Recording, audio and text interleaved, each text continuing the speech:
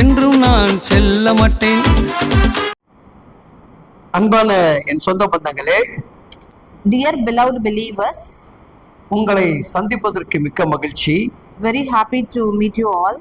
பரிசுத்தாவினர் நம்மோடு கூட பேசுகிற இந்த நல்ல நேரத்தில் During this time, Jesus will speak to us.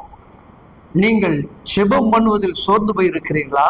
If you are very less in prayers, ஒருவேளை ஜெபிக்க முடியாதபடி சரீரம் பலவீனம் அடைந்திருக்கிறீர்களா? if you are very sick to pray, இல்ல ஜெபத்தினால் இதுவரைக்கும் பதில் கிடைக்கவில்லை என்று சோர்ந்து போயிருக்கிறீர்களா? do you all think nothing is from God? ஒரு அரை மணி நேரம் கூட உங்களால் முழங்கால் நின்று ஜெபிக்க முடியாமல் இருக்கிறீர்களா? Are you not able to kneel down at least for half an hour? இந்த ஜெப குறைவுகள் நம்மிடத்தில் வரும் பொழுது நம்முடைய ஆசீர்வாதத்தை இழக்கிறோம். If you are very less in the prayers, you will get nothing in your life. அதனால்தான் பரிசுத்த தேவன் நமக்கு கற்றுக் கொடுத்த ஒரு பாடம் உண்டு. And Jesus provide us with the good knowledge. ஒரு நெருக்கடியான நேரங்களிலும், In very low situation, மிக கடினமான ஒரு சூழ்நிலையிலும் in very bad situation, நாம் செய்யக்கூடிய ஒரு முக்கியமான காரியத்தை கற்றுக் கொடுத்தார். teached very good things in our life. அவர் சிலுவையில் தன்னை ஒப்பு கொடுக்கும் பொழுது He surrendered himself in the cross.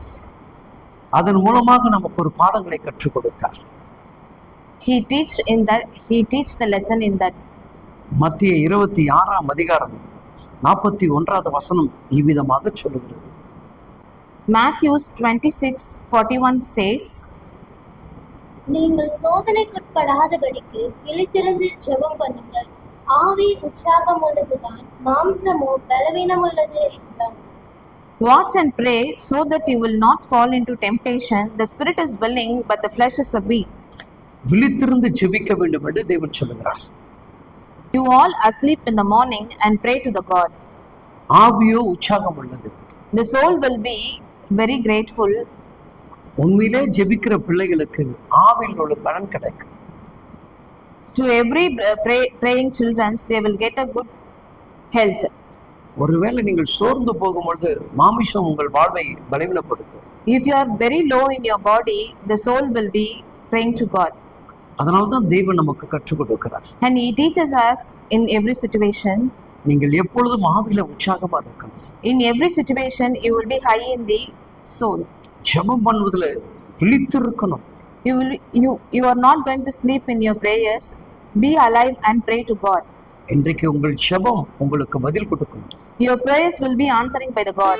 நிச்சயமாக தேவன் உங்கள் ஜெபத்தை கேட்கிறார். He will definitely listen your prayers. நீங்கள் சோர்ந்தே போகாதீங்க. Don't be very low. ஜெபத்தை விட்டு விடாதீங்க. Don't separate from prayers. தொடர்ந்து ஜெபிங்க. Keep going in prayers. தொடர்ந்து ஜெபிங்க. Keep doing prayers. தேவன் உங்களுக்கு ஜெயத்தை கொடுப்பார். He will give the success in your life. Amen. Amen.